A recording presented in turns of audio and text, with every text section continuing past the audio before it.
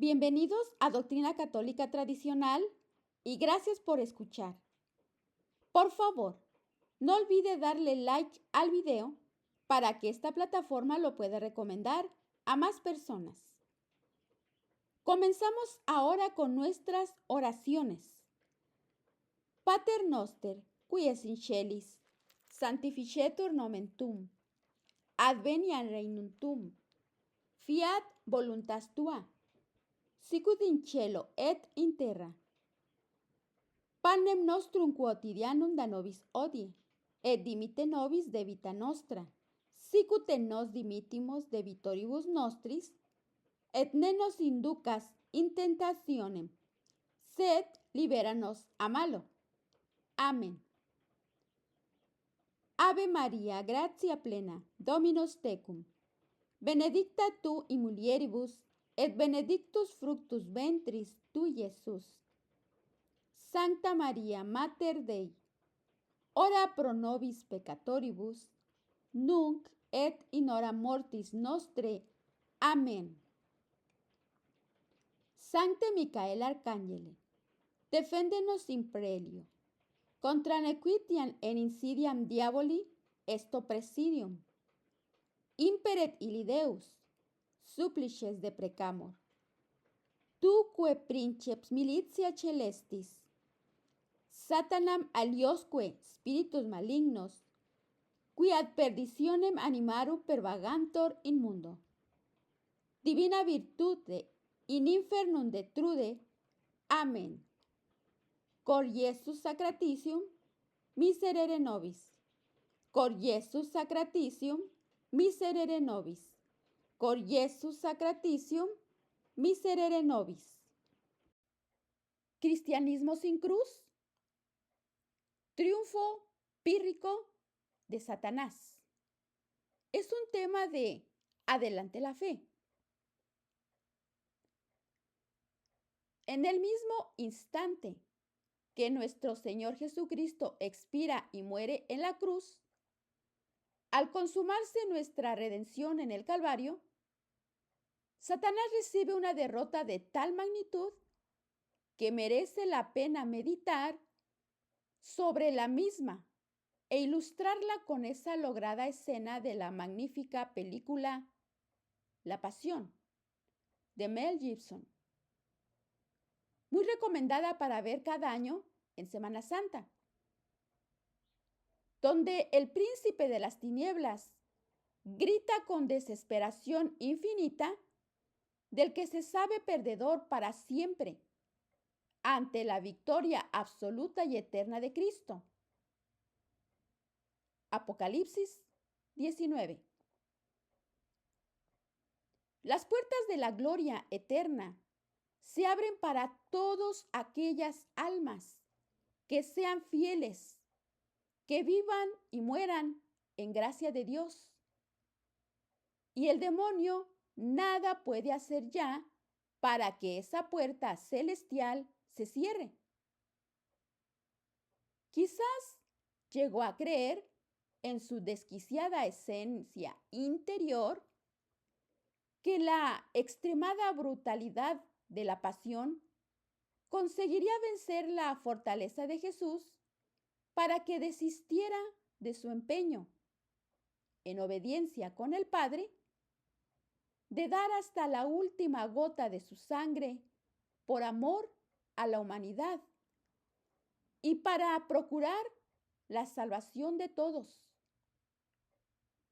Pero no fue así. Jesucristo llegó hasta el final y crucificado en la cruz con los brazos abiertos, como signo de su infinito amor, destruyó todo plan diabólico que había nacido de la victoria satánica en el pecado original. Ahora bien, Satanás, derrotado, sigue existiendo en su eterna condena, junto a todos los ángeles que le siguieron y junto a las almas condenadas desde la creación del mundo. Y a partir del mismo instante de la expiración de Cristo, solo tendrá una fijación en lo más íntimo de su odioso ser. El triunfo pírrico de obtener el mayor número posible de almas condenadas. Almas que teniendo la oportunidad de salvarse, desprecien la sangre preciosa derramada del Salvador en la pasión y la cruz. ¿Y con qué demoníaca estrategia trata de conseguir esas victorias pírricas? Pues, o bien haciendo la guerra al cristianismo, o alterando la esencial del mismo al despojarlo de la cruz, ya que desde la cruz tuvo lugar la misma redención. Quizás la primera estrategia parezca más contundente, pero hemos de asentir que la segunda es mucho más sutil y efectiva.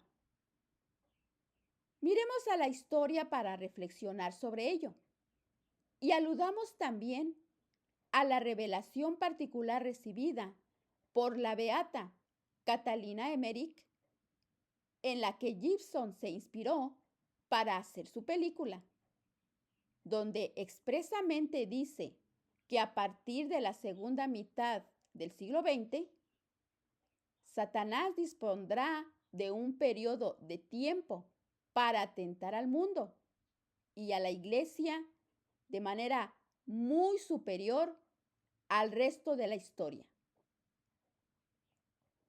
Debe añadirse que las revelaciones particulares de esta beata tienen el nihil obstant de la Iglesia. A lo largo de la historia, desde que Cristo fundamentase y fundase su Iglesia, el cristianismo ha sido perseguido constantemente por imperios, ideologías y grupos humanos de toda índole, pero de modo especial desde la segunda mitad del siglo XX. Se ha sufrido el peor de todos los ataques: la tentación del cristianismo sin cruz, y en dicha tentación, convertida ya en pecado estructural dentro de la Iglesia, vivimos en la actualidad. Y lejos de afirmar esto de un modo solo genérico, propongo considerarlo a la luz de la caridad, la liturgia y la moral. Veamos primero cristianismo sin cruz en la caridad. Cuando el concepto solidaridad sustituye la virtud misma de caridad, la solidaridad es humanamente impecable. Promueve el compromiso personal y colectivo para las causas más justas, sin duda. No obstante, en su acepción jurídica, la solidaridad implica un mutuo derecho y deber a través de unos fines. Ese concurso de derechos y deberes es barrido por la caridad como virtud, ya que la misma alienta al amor fraterno sin medidas. Entre paréntesis, la medida del amor es un amor sin medida. San Agustín,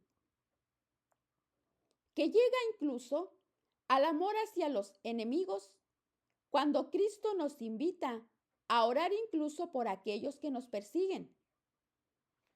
Evangelio San Mateo capítulo 5, versículo 44.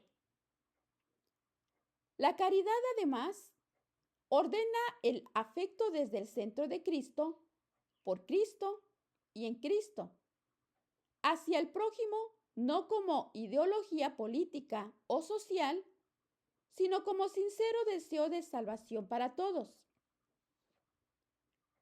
La caridad cristiana lleva necesariamente al apostolado, mientras que la mera solidaridad humanista aplaca toda tensión misionera y ubica a la fe cristiana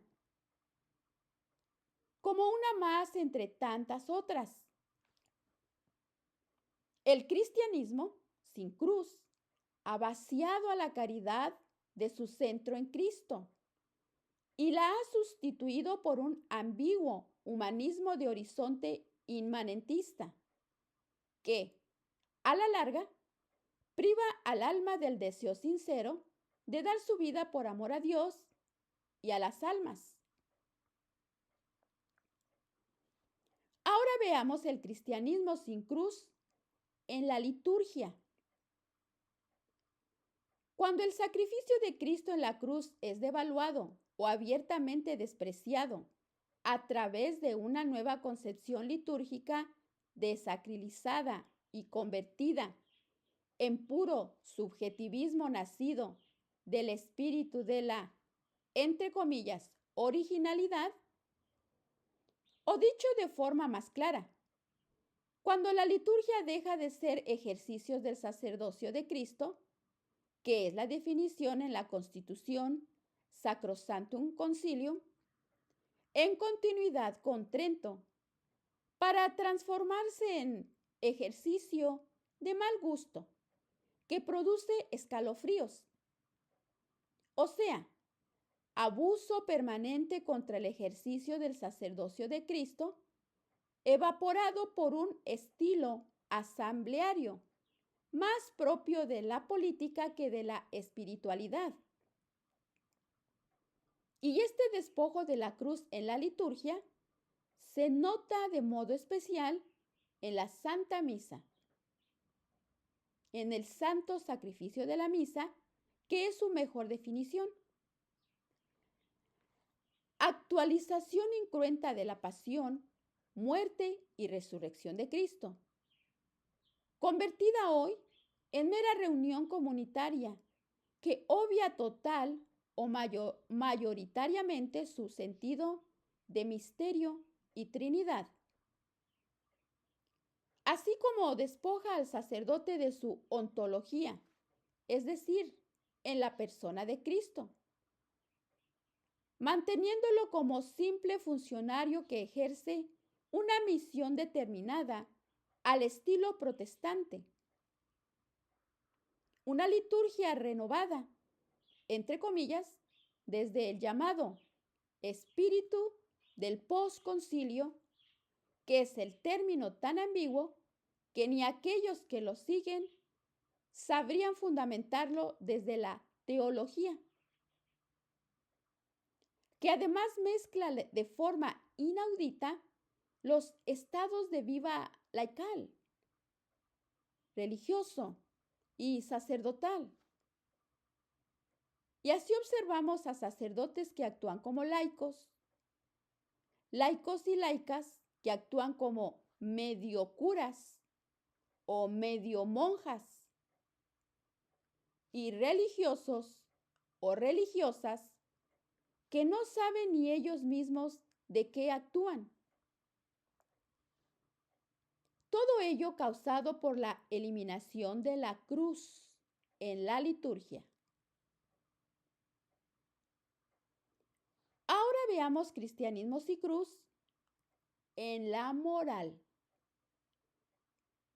Jugada maestra de Satanás, sin duda alguna, desde el siglo XX, ha sido y es hacer desaparecer la cruz de la vida moral.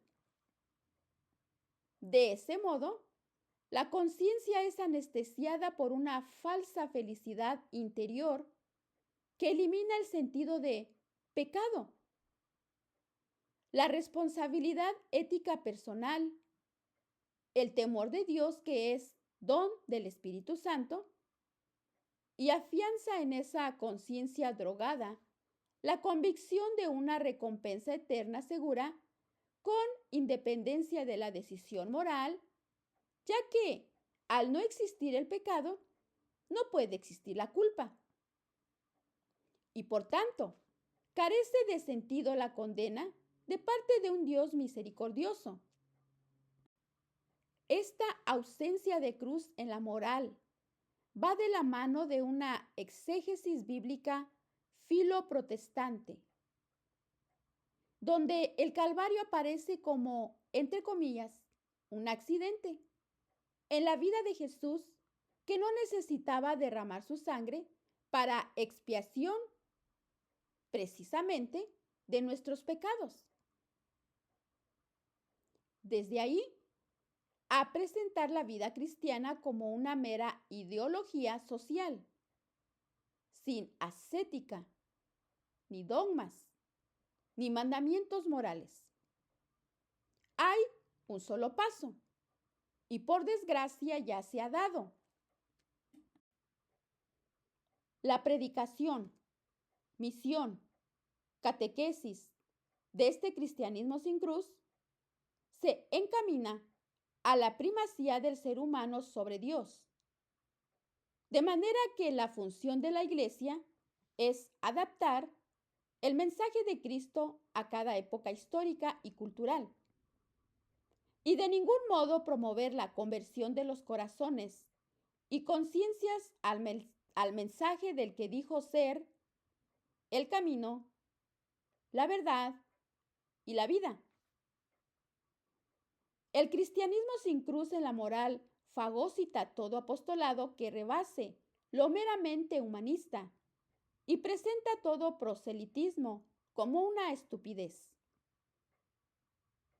Entonces, llegada la Semana Santa y meditando sobre la derrota de Satanás en el Calvario y su estrategia presente para menguar y reducir la Iglesia de Cristo a su mínima expresión,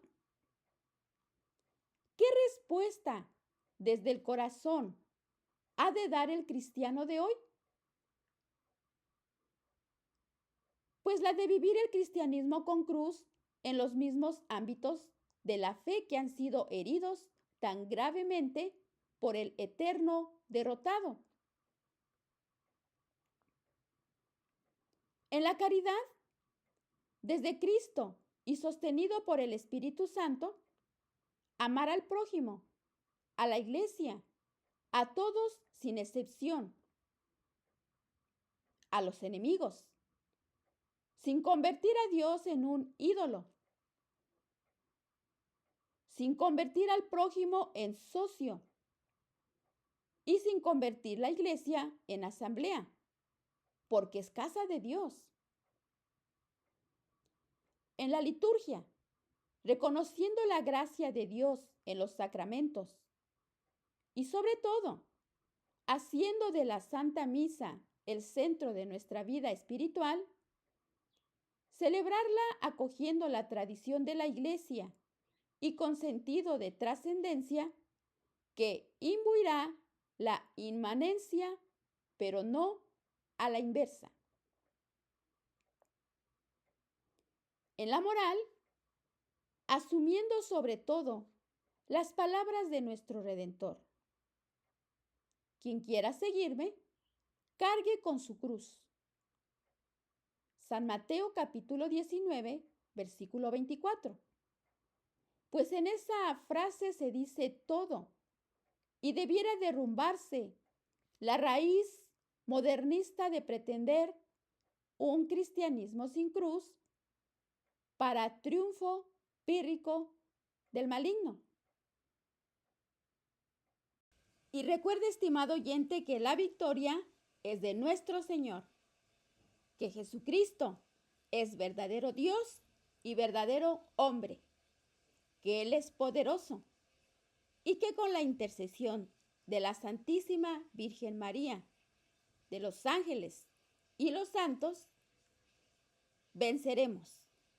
Pero para vencer necesitamos convertirnos y arrepentirnos de nuestros pecados, porque esta es una guerra espiritual tremenda.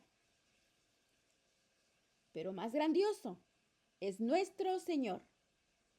Recuerde, viva Cristo Rey.